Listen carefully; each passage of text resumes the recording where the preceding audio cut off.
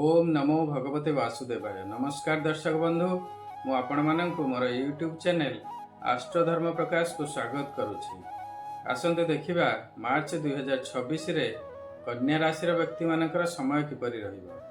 कन्या राशि दशम स्थान रे बृहस्पति अवस्थान करुछंती, केतु द्वादश स्थान रे अवस्थान करुछंती, रवि मंगल बुध एवं राहु षष्ठ स्थान रे अवस्थान करुछंती, शुक्र एवं शनि सप्तम स्थान रे अवस्थान करुछंती। 15 मार्च परे रवि सप्तम स्थान को चलन करिवे। राशि अधिपति बुध षष्ठ स्थान रे थिबारु षष्ठ स्थान हेउछि रोग एवं ऋणर स्थान। तेणु आपणकर स्वास्थ्य संबंधी प्रोब्लेम रहिबो। स्वास्थ्य संबंधी खर्च मध्य एई मासरे बढ़िबो। लोन बा ऋण करिवार संभावना मध्य देखा देबो। एथि प्रति टिके ध्यान देबे। षष्ठ स्थान रे रवि मंगल बुध एवं राहु चारोटी ग्रह अछंती। एही चारोटी ग्रह मध्यरु रवि मंगल एवं राहु अग्नि तत्वर ग्रह। निजर क्रोध उपरे कंट्रोल रखिबे, वचन बा बाणी उपरे कंट्रोल रखिबे।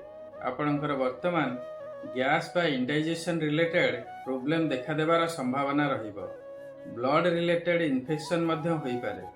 स्किन प्रोब्लेम मध्य देखा दे पारे। निजर स्वास्थ्य प्रति विशेष ध्यान देबे। आपणकर सप्तम स्थान रे शुक्र अवस्थान करुछंती। परिवार रे सुख शांति देखा देबो। निजर जीवन साथी सहित संपर्क भल रहिबो। वाणिज्य व्यवसाय रे मध्य लाभ हेबार संभावना अछि।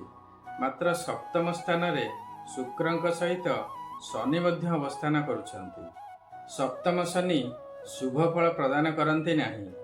मानसिक अशांति दियंती। अजथा खर्च बढ़िबो एवं कार्य रे मध्य विलंब हेबो। तेणु शनिदेवंकर प्रतिकार निश्चय करंतु। दशम स्थान रे बृहस्पति अवस्थान करुछंती।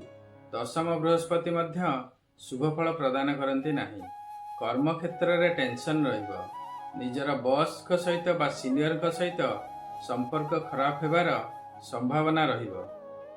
तेणु कर्म क्षेत्र रे सिंसियरली कार्य करंतु एवं आपणकर सीनियर को सहित बा बॉस को सहित संपर्क भल रखिया पई कि चेष्टा करंतु। आपणकर पंचमाधिपति हेउछंती शनि, जे कि सप्तम स्थान रे मीन राशि रे अछंती। मीन राशि रो अधिपति हेउछंती बृहस्पति, जे कि शनिकर शत्रु ग्रह। विद्यार्थी मानकर समय एते भल रहिबो नाही। वर्तमान जदि एजुकेशन रिलेटेड किछि डिसीजन नेबारे थिबो तेबे भाबी चिंती डिसीजन नेबे। संतान मानकर मध्य समय एते भल रहिबो नाही। जदि आपण लव रिलेशनशिप रे थांती तेबे रिलेशनशिप रे मध्य टेंशन देखा देई पारे। आपणकर डे टू डे लाइफ रे बा दैनंदिन जीवन रे स्मूथनेस आनिबा पई, कंफर्टनेस आनिबा पई आपण शनि, बृहस्पति एवं शुक्र देवकर प्रतिकार निश्चय करंतु। शुभ हेबो। यह थिला विभिन्न ग्रह मानकर गोचर रे प्राप्त हेउथिबा शुभ एवं अशुभ फल।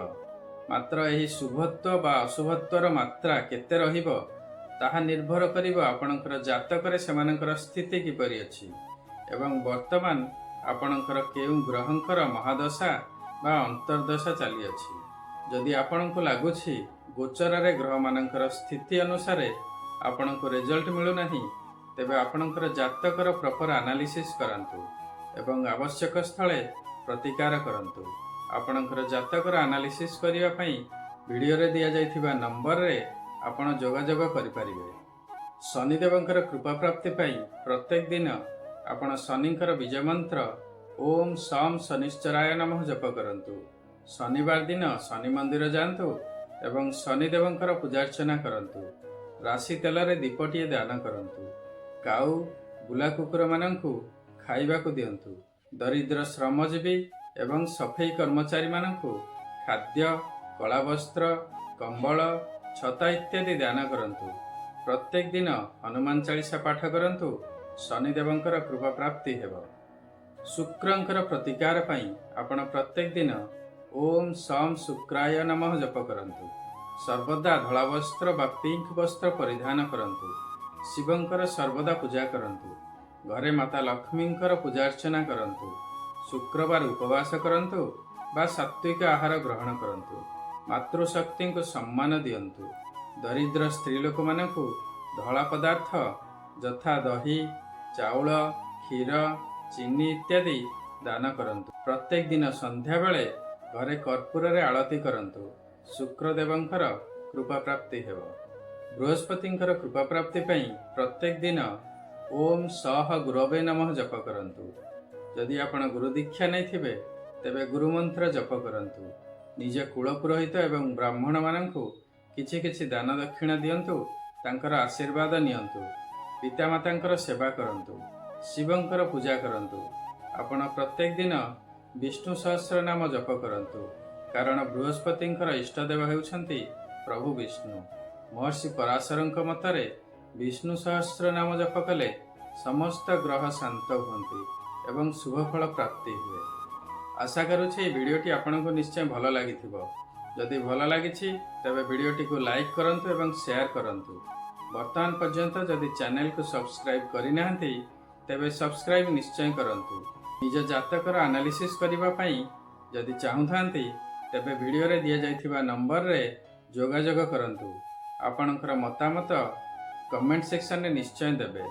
ସର୍ବେ ଭବନ୍ତୁ ସୁଖିନଃ, ସର୍ବେ ସନ୍ତୁ ନିରାମୟା, ସର୍ବେ ଭଦ୍ରାଣି ପଶ୍ୟନ୍ତୁ, ମା କଶ୍ଚିତ୍ ଦୁଃଖଭାଗ୍ ଭବେତ୍। ଓମ୍ ନମଃ ଶିବାୟ। ନମସ୍କାର।